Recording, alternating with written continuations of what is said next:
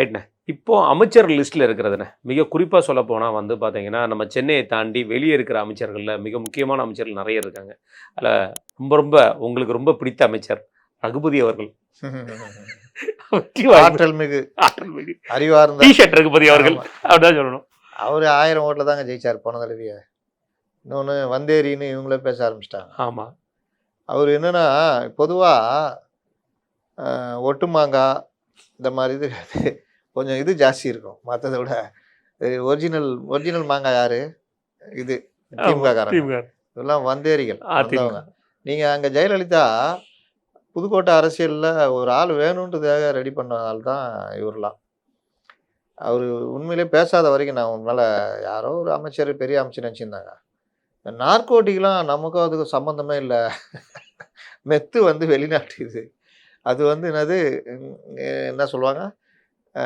செயற்கையா தயாரிக்கிறது தானே. ஆமா. அதுக்கு பேர் என்ன சொல்லுவாங்க? சிந்தட்டிக். சிந்தட்டிக். Synthetic drugs. சிந்தட்டிக்ன்றதுனால அது வந்து செயற்கையா உருவாக்குறது தானே லேப்ல இதில. அதனால அத வந்து அவங்க தான் பிடிக்கணும். என்சிபி தான் பிடிக்கணும். நல்ல வேளை சிந்து சமவெளின்னு சொல்லாம போனாரா? நம்மளுக்கு அதுக்கு சம்மந்தம் இல்லைன்னு சொல்லிட்டு பெரிய அரிய பல கருத்து. இவரும் சொன்னார், ஜிவாலும் சொன்னார். அதான் மேட்ரு. இது சொல்லும்போது தான் தமிழக போலீஸு 17 லட்ச ரூபா மதிப்புள்ள மெத்தோட ஒரு காரை பிடிக்கிறாங்க. அதனால அந்த மாதிரி அந்த டைம்ல அரிய பல கருத்துக்கள் அவ்வப்போது அரிய பல கருத்துக்களை சொல்லிக் கொடுப்பவர். இவர்கள் எல்லாம் இந்த சமயம் அது இதுன்னு வச்சுக்கிட்டு அவங்க சமூகம் அதெல்லாம் வச்சுக்கிட்டுலாம் ஒட்டிக்கிட்டு இருக்கிறாங்க. போன தடவை 1000 ஓட்டுன்னேன். இந்த தடவை எப்படி இருக்கும் பார்த்துக்குங்க. கண்டிப்பான. அடுத்தது தஞ்சை பெல்ட்டில் பொறுத்த வரைக்கும் டெல்டா பெல்ட்டில் நம்ம இப்போ குறிப்பாக பார்க்க வேண்டியது ஒரு 2 நபர். ஒருத்தர் வந்து டிஆர்பி ராஜா, இன்னொருத்தர் வந்து வைத்திலிங்கம். இங்கேருந்து போனவர் அதிமுக கலந்து போனோம். அதிமுக இல்லை, ஓபிஎஸ் அணியிலேருந்து போனவர். அப்படிதான் சொல்லணும். அப்படிதான் சொல்லணும். ஆமாம், அதிமுக சொல்லக்கூடாது. ஓபிஎஸ் அணியிலேருந்து போனோம். இப்போ ஓபிஎஸ் அணி அங்கே தான் இருக்குது. ஆனால் அதையும் சொல்ல முடியாத அளவுக்கு போயிடுச்சு. டிஆர்பி ராஜா அவருடைய வெற்றி வாய்ப்பு அப்படின்னு அவருடைய தொகுதியில் போன தடவை அவர் 35,000 வாக்குகள் வித்தியாசத்தில் ஜெயிக்கிறார்.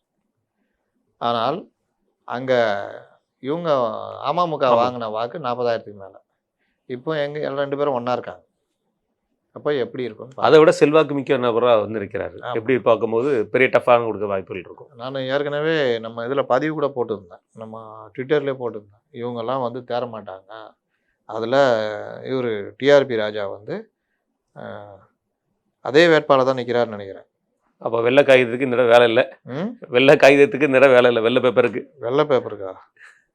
எத்தனை பேர் அந்த மாதிரி இதாகிறாங்க பாருங்கள். அந்த தடவை கடந்த தேர்தலில் டிஆர்பி ராஜா மன்னார்குடியில் வாங்கினது 86,071. ராஜமாணிக்கம் வாங்கின வாக்கு 49,570. 50,000 வச்சுக்கோங்க. 36,000 வாக்கு வித்தியாசத்தில் ஜெயிக்கிறார். அமமுக வாங்கினது 40,000. அப்போ 4,000 சேர்ந்து இருந்தால் 4,000 வாக்கு வித்தியாசத்தில் ராஜமாணிக்கம் ஜெயிச்சிருப்பாரு. இந்த முறை அமமுக அதிமுக கூட்டணியில் இருக்காங்க. அரசுக்கு எதிரான கோபம் வேற இருக்கு. ஆமாம், இதெல்லாம் இருக்கு. டெல்டா மண்டலத்துக்கு என்ன செஞ்சிருக்காங்கன்னு ஒரு கேள்வி இருக்கு. அந்த ஊர்ல தான் நெல் பயிருக்கு உண்டான பிரச்சனைகள் இருக்கு. நிறைய விஷயங்கள். விவசாயிகள் கடுமையான கோபத்தில் இருக்காங்க. இன்னொன்று தாவேகா கொஞ்சமாவது பிரிக்குமா பிரிக்காதா? கண்டிப்பா இருக்கும். இளைஞர்கள் வாக்குகள் ஒரு 7,000 8,000 வாக்குட்டா கண்டிப்பா பிரிப்பாங்க அங்கே ஊரிய. அதனால செந்தில் பாலாஜி, அம்மன் அர்ஜுனன் அடுத்து அங்கே வருவான். இதனால இவருக்கு வந்து இந்த பிரச்சனை இருக்கு. ரைட்ண்ணே. இவர் ஒருத்த நாடு வைத்தியலிங்கம் இந்த தேர்தலில் அவருடைய கதை தெரியும்.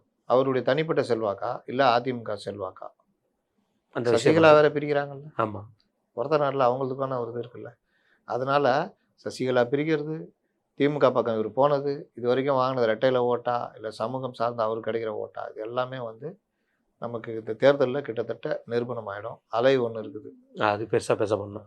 அதுக்கடுத்து நான் பெரிதும் பேசப்படுறது நம்ம செந்தில் பாலாஜி அவர்கள். அங்கே கெட்டவாத்தில் திட்டி மாட்டிக்கிறார் போல. நேற்று மாற்றிருக்காரு. அது நம்ம மாற்றி சொல்ல முடியாது. அந்த அளவுக்கு பரிகாரம் மாற்றில சொல்லியிருக்காரு. செந்தில் பாலாஜி அவர்கள் கரூர்லேருந்து ஒரே ஜம்பு கோவை தெற்கு. கரூரில் நிற்கிறதுக்கு ஏனுங்கிறது காரணம் இப்போ வரைக்கும் கடைசியான தெளிவான விளக்கம் கொடுக்கல. ஏன் நிற்கலைங்கிறதுக்கு கரூரில் தம்பியை கொண்டு வரலான்னு பிளான் பண்ணது போட்டார். சொதப்பலாயிட்டு. அது ஏதோ ஒத்துக்கல போல மேலே. ரைட்டு. இவர் இடம் மாறி நின்னது பயத்தின் காரணமாக தான்.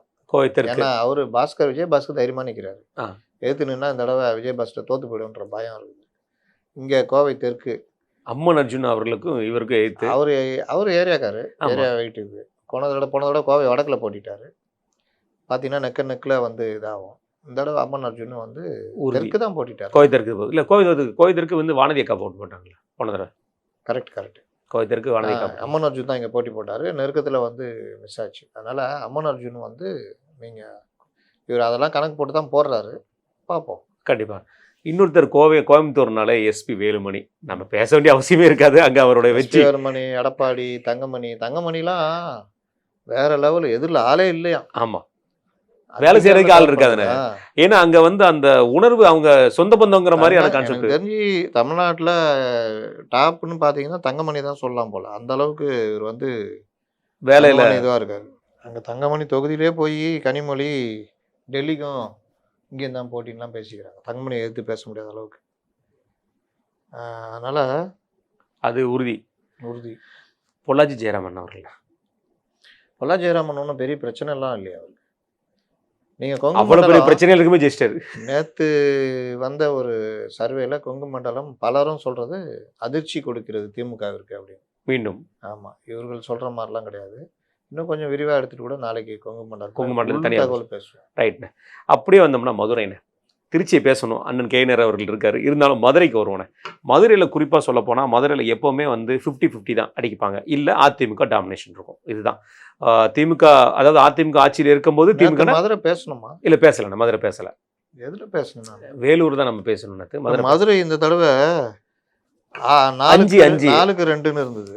ஆமாம், 4-2. இந்த தடவை 4 ஏடிஎம்கே 2 டிஎம்கே மாதிரி மாறுது அப்படின்றாங்க. ஆனால் 2 முக்கிய அமைச்சர்கள்ண்ணே. ஒருத்தர் வந்து மூர்த்தி அவர்கள், இன்னொருத்தர் பெரிதாக பேசப்படுற மெய்தறிஞர் பிடிஆர் அவர்கள். பிடிஆர் தடுமாற்றம் தான். ஏன்னா நேற்று வரைக்கும் என்னமோ இவர் ஒன்றும் இல்லை அப்படி இப்படிலாம் சொல்லிட்டு இருந்தாங்க. யாரை? சுந்தர்சியை. ஆனால் அவர் பேச்சு எல்லாத்துலேயுமே அவர் முந்துறாரு. அது பாருங்கண்ணே, தான் மனைவிக்காக வேலை பார்க்கும்போது கூட சுந்தர்சி வந்து இவ்வளோ தூரம் வேலை பார்த்துருப்பாராங்கிறது பேசப்படல. ஆனால் இன்னைக்கு அவர் வேலை பார்க்கறத அவரே தான் நோக்கி இன்னைக்கு மீடியா ஃபுல்லாக பேசுறாரு. நல்லா பேசுறாப்ல, எளிமையாக பேசுறாரு. இவர் என்ன ஆச்சரியமா இருக்கு, இவர் டேரக்டர் தான் இல்லை, அவங்க படைப்பாளிகள் தானே. படைப்பாளியில் மிஸ் ஆனது இவர் ஒரு ஆள் தான். பிரச்சனை. மேலூர் வந்து அதிமுக ஏற்கனவே ஜெயிச்ச தொகுதி. அங்கே கொண்டு போய் காங்கிரஸை கொடுத்துட்டாங்க. அவங்க அங்கே இங்கே இருக்கிற மதுராந்தகத்தில் கொண்டு போய் அங்கே நிறுத்துறாங்க. அதுக்கு காரணம் வந்து அங்கே இருக்கிற மாவட்ட செயலர்னு. மேலூரை பொறுத்த வரைக்கும் தெரியாத யாரோட வேலைன்னு, மூர்த்தி அவரோட வேலை தாங்கிறது மேலூருங்கிறது தெரியும். அங்கே ஒருத்தர் வளரக்கூடாதுங்கிறக்காக இன்னைக்கே அதிமுக வெற்றி உறுதி. மதுரை கிழக்கு திமுக கேள்வியேடேன்னு. ஆமாம், மதுரை வடக்கு வந்து திமுக இருந்தது, தளபதி. இந்த தடவை அதிமுக பக்கம் சரவணன் அவர்கள் ஜெயிக்க வாய்ப்பு. சரவணன் ஜெயிக்க வாய்ப்பு. ஏன்னா போன முறையே அவர் அடிச்சு வந்தார் பிஜேபி சரவணனுக்கு. ஒன்று தெரிஞ்சிங்க, மதுரை மண்ணு வந்து சினிமாக்காரங்க மண்ணு. ஆமா, விஜய் அது பெரிய அளவுல பாதிப்பு தாக்கத்தை. மதுரை தெற்கு போன தடவை திமுக, இந்த தடவை அதிமுக வாய்ப்பு இருக்கு. அதான் இவரு ப்ரொஃபசர் சீனிவாசன் கூட்டணி. ஆமா, தொடர்ந்து அவர் அங்க நின்றுட்டு இருக்காரு, பேசிக்கிட்டு இருக்காரு. அதனால இந்த முறை அவர் எம்எல்ஏ ஆவதற்கான வாய்ப்புகள். பாவம் மனுஷன், ஒவ்வொரு முறையும் நமக்காக சிறப்பாக பேசக்கூடியவர், எனக்கு ரொம்ப பிடிச்ச பேச்சாளர். ரெண்டாவது பழகிறதுக்கு ரொம்ப இனிமையானவர். அப்படியா? நான் நேரில் பழகினது இல்லை.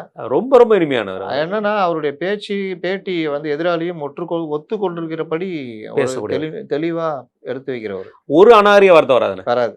அதுதான் பெரிய விஷயம். எதிராளி ஒத்துக்கிற மாதிரி இருக்கும் அந்த வாதம். அதுதான் ரொம்ப முக்கியம். உங்களுக்கு நல்லா பேச்சாளர். அவர் இந்த தடவை ஜெயிக்கணுன்றது மதுரை மக்களுடைய இதுவாகவும் இருக்கு. அவருக்கு அந்த வாய்ப்பு இருக்கு. மதுரை மத்தி இங்கதான் பிரச்சனையே. அது டக்கப் தான். இஷ்டத்துக்கு ஆத்திரத்தோடு எழுங்குறவன் நஷ்டத்தோட உட்காருவான்வான்.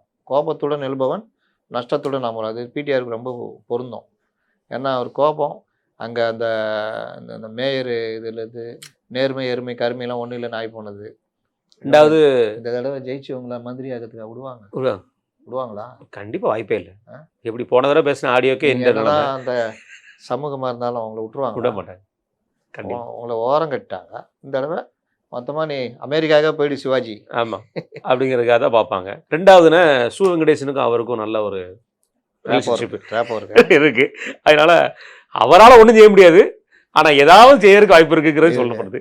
மதுரை மேற்கு செல்லூர் ராஜு கேட்கவே அவங்களதான். அதனால மதுரை மேற்குன்ற மதுரைன்றது இந்த தடவை.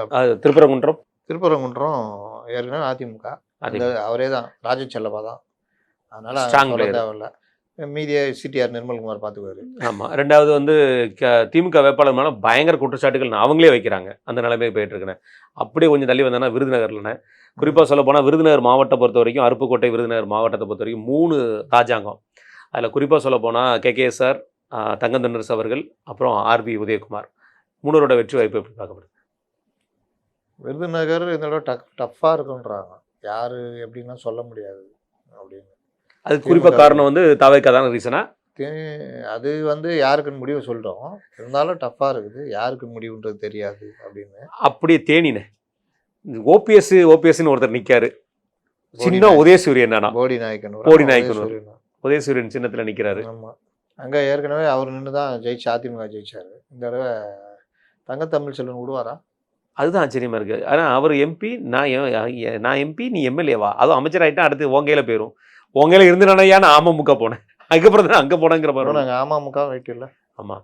ரெண்டாவது தங்கத்தமிழ் செல்வன் வந்து ஒருத்தர் வண்டி இறக்கும் போது சண்டை வந்துச்சு. அது குறிப்பிட்ட அந்த தொகுதி தானே. ஆமாம். அது எப்படி சூப்பர் வேலை செய்யும். அதனால் இருந்தாலும் ஓபிஎஸ் செலவு பண்ணுவார். அவருக்கு தெரியும் தேர்தல் எப்படி ஜெயிக்கணும்னு. தனிப்பட்ட முறையில் போது வரல. ஆமாம். பிரச்சாரம்லாம் பண்ணிட்டு போய்கிட்டு இருக்காரு. அதனால் அதுவும் இழிப்பறி தான். நீங்கள் யாருக்கு என்னென்னலாம் சொல்ல முடியாது. நீங்கள் அதில் ஆண்டிப்பட்டி உசிலம்பட்டி அதிமுக தான். ஆண்டிப்பட்டி திமுக ஜெயிக்க விட மாட்டார் தங்கத்தமிழ் செல்வன். ஏன்னா அந்த எம்எல்ஏக்கும் அவருக்கும் டக்கா வர மேடையிலே வந்துச்சு. ஆமாம். அந்த மாதிரி ஒரு சூழ்நிலை, அந்த மாதிரி சூழ்நிலையை கொண்டு விட்டவர் பார்த்துருக்கோம். ரைட்டா, மிக்க நன்றி. உன் நேரத்தையும் கத்தையும் பார்த்து.